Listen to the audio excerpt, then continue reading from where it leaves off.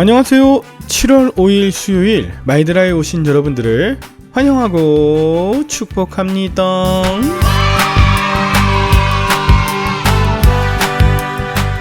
저는 지난 4월 초부터 3개월 동안 열심히 배드민턴장에 가면서 운동의 재미를 느끼고 있었는데요. 그런데 요즘 조금 힘이 듭니다. 다른 것보다 날씨가 너무 습하고 더워서 가만히 있어도 땀이 줄줄줄 나는 것 때문인데요. 그러면서도 이열치열 땀내면서 매일 건강 챙기려 노력하고 있답니다. 그렇다면 여러분들은 어떻게 무더위를 이기고 계시나요? 또 어떻게 건강을 지키고 계시나요? 여러분들의 무더위를 이기는 방법, 건강을 지키는 방법을 댓글로 남겨주세요. 그러면 오늘의 마이드라 시원시원하게 출발해 보도록 하겠습니다. 자, 출발!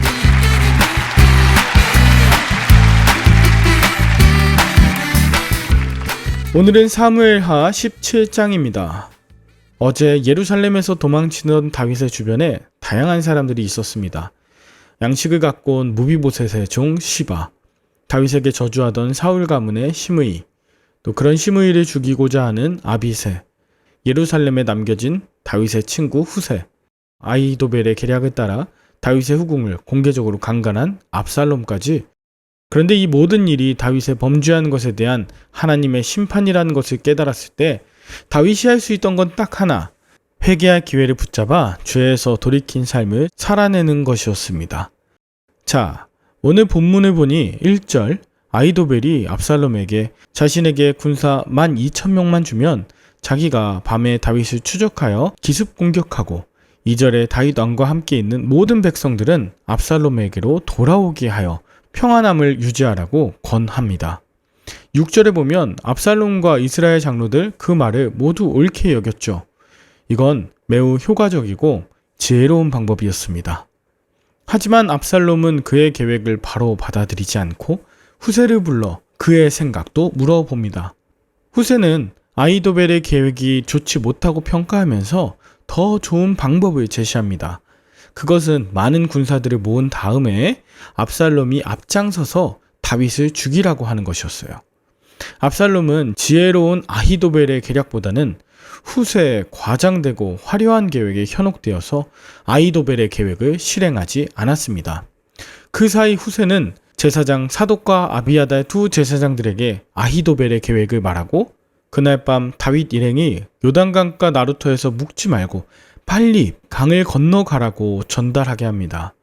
이 소식을 들은 다윗이 자리에서 일어나 모든 백성과 함께 요단을 건넜을 새벽까지 한 사람도 요단을 건너지 못한 자가 없었죠.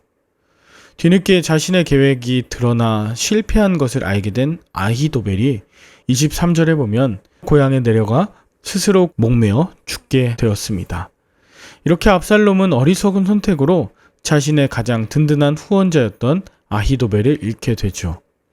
여러분, 이전에 제가 잠시 다뤘지만 아히도벨이 다윗을 향한 개인적인 원한이 있던 이유가 뭐였죠?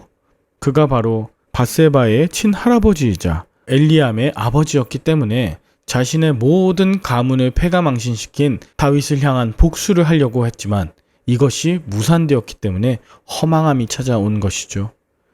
자, 이제 압살롬은 후세가 세운 계획대로 이스라엘 백성을 다 모아서 다윗을 치기 위해 요단강을 건너서 옵니다. 여기 25절에 보면 압살롬은 이스라엘의 군대 장관 요압을 대신하여 아마사를 군 사령관으로 앉혔다고 나오는데요. 아마사에 대한 소개가 이제 이어지는데 다윗과 조카이고 또 요압과는 사촌지간입니다. 그러니까 지금은 다윗 가문의 가족 전쟁이 일어나는 거예요. 다윗의 아들이었던 압살롬, 그리고 다윗의 조카였던 아마사가 다윗을 죽이러 온다. 그리고 또 하나, 압살롬이 요압을 대신해서 아마사를 군사령관에 앉혔다고 하는 건 요압이 압살롬 편에 서지 않고 다윗의 편에 섰다는 것을 알려주고 있습니다. 한편 다윗은 후세의 도움으로 인해서 무사히 요단 동편의 마하나임까지 도망칠 수 있었어요. 여러분, 마하나임 기억나시나요? 이스보셋이 이스라엘의 왕이 되었을 때 아브넬과 함께 활약했던 곳이 바로 이 마하나임이었습니다. 그런데 너무나 놀라운 건 마하나임의 사람들이 다윗을 지지하고 있어요. 특히 27절에 보면 암몬 사람 소비와 로드발 사람 암미엘의 아들 마길과 길르앗 사람 바르실레가 다윗과 그와 함께한 백성들에게 당시에 엄청나게 고급스러운 양식들을 접대해요. 여러분, 이 소비가 누구냐 하면 암몬 왕 나하스의 아들이에요. 다윗과 평화조약을 맺고 살다가 나하스 왕 이후로 한운이 왕이 되면서 다윗에게 멸망한 그 가문이었죠. 그러니까 소비라는 사람은 옛 암몬 왕가의 사람입니다. 그리고 로드발의 마길은 모비보셋을 성심성의껏 도와줬던 자 기억나시죠? 또 바르실레는 길르앗에서 상당한 권력과 부를 갖고 있는 사람이었는데, 이런 자들이 사실 다윗과 그의 군사들을 위로하고 격려하기 위해 값비싼 이런 식량들을 갖고 와서 지지해 줬기 때문에 다윗은 큰 위로와 힘을 얻었을 것입니다.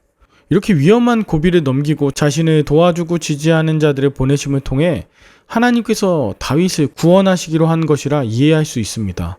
전에 다윗이 범죄했을 땐 가장 가까운 자들이 배신하고 자신도 가까운 자들을 배신했지만, 하나님이 도와주실 때에는 이렇게 멀리 있는 자들을 통해서도 도와주신다, 이것을 알 수 있어요.